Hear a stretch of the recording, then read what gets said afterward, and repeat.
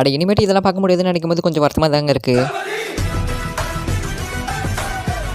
தளபதி 16 இருந்தால் நம்ம தளபதி விஜய் நடிக்கக்கூடிய கடைசி படம்ன்றதுனால இது வரைக்கும் நம்ம தளபதி நடிச்சு மறக்கவே முடியாத சூப்பரான சீன்ஸ் பார்க்கலாம் வாங்க. நம்ம தளபதி விஜய் அறிமுகமான இந்த சூப்பரான சீன்